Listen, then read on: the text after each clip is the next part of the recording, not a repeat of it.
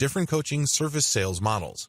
In this video, I'm going to walk you through a quick overview of the different ways you can sell your personal expertise.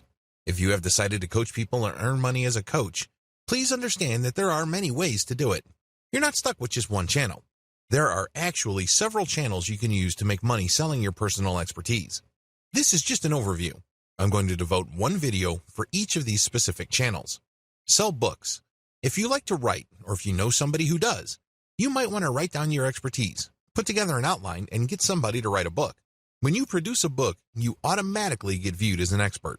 I know this is kind of a big claim to make, but understand that if you go to any kind of party, the vast majority of people there have not written books. You have to remember that sitting down to write a book means several things. First, you have to have something that is worth sharing. Maybe it's an interesting story. Maybe it's some sort of expertise or inside knowledge. 2, you have to have the time, effort, and discipline to actually get stuff from your mind converted into text on paper and then edit that material so it's actually readable. In other words, this takes quite a bit of discipline and commitment. The third option here is resourcefulness. Maybe you have interesting information you'd like to share, but you'd rather have somebody do it for you, and that's where ghostwriters come in. Regardless of how you cut it, when you sell books, people's inherent or instinctive respect for authors kicks in because they know how hard it is to write. They know that putting a book together is not actually a walk in the park. You get instant respect and instant authority status by simply producing one book after another in your area of expertise. Sell video courses. Let's face it, if you're trying to teach somebody a new concept, one of the most effective ways to do this is not to get them to sit down and read a book you wrote. Sure, your book might have all sorts of interesting graphics and diagrams, but at the end of the day, there's really no substitute for face-to-face interaction. This doesn't mean that you have to be in front of them live. You can shoot a video and have the same effect. How come? Well, when people watch a video of you giving a lecture or speaking directly to them, sharing information, they pay close attention to your eyes. They also pick up on your facial expressions, your gestures, and your body language. Finally, they make snap judgments about how you talk, what you talk about, and how quickly you speak. All of these are instantly put together in their minds, and they make a quick judgment.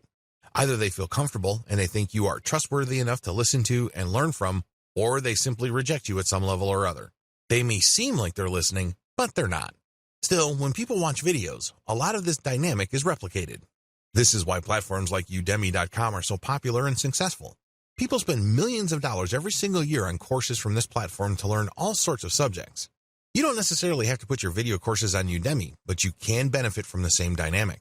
Video courses do work because when people watch you and you're animated and they see you talk excitedly about a subject that they're interested in, chances are they will absorb that information and find you credible enough and authoritative enough to want to buy more courses from you. Scheduled webinars. Scheduled webinars are quite different from video courses. When you shoot a video course, there's really no time element. You can shoot it all at one time, and as long as people are able to access your website, they can pay you money to access your videos. They can watch your video the next day, or they can watch your series 2 years from now. They still see you on video, they engage with what they see, and they pick up information. Live scheduled webinars operate on a different dynamic. The visitor actually has to show up to view your video at a scheduled time. When they go to your webinar sign-up page, they have to set up an appointment. Once they have selected a specific date and time, they get an email reminder to show up. After all, they paid for the webinar, or they pay when they show up. A lot of coaches prefer this method because you work less. Unlike a video course where you basically have to shoot hours of footage covering a wide range of subjects because you are teaching people a fairly comprehensive set of information, scheduled webinars are actually more compact. Usually, they run no more than 2 hours. When you hold a seminar, you only focus on a fairly narrow range of topics. This saves you a tremendous amount of time. In terms of presentation, it also saves you quite a bit of resources when it comes to actual research. Still, scheduled webinars are actually recorded videos. So, these people that are signing up for a specific type of information are actually just setting up an appointment to watch a pre-recorded video on a fairly narrow topic. There is really no one-to-one interaction. There's definitely no interaction with the audience. People just sign up to watch the video at a specific date and a specific time. Live webinars. A live webinar is pretty self-explanatory. People show up at a specific time.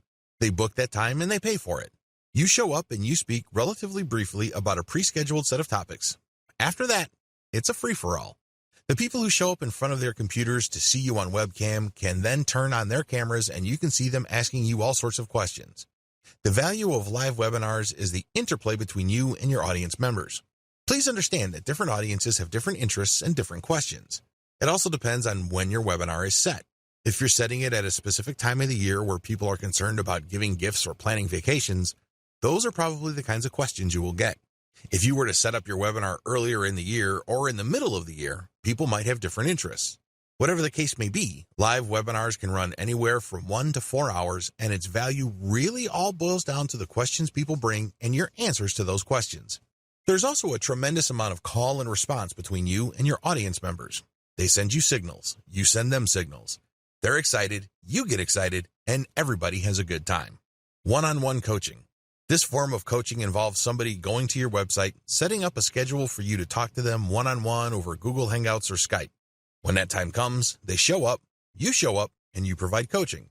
For them to book you for that appointment, they have to pay. This is a great way to directly coach somebody. There's really no right or wrong answer regarding which sales model you should choose. However, if you are serious about building a solid expert brand, you might want to consider doing all 5 because if you think about it, they all flow into each other. The more people are exposed to your books, the more famous and credible your author brand becomes. This increases the likelihood that people will sign up for more video courses. If people like your video courses, they may like it so much they would sign up for live webinars, one-on-one coaching, as well as scheduled webinars. These different channels actually reinforce you to them. They don't necessarily cancel each other out.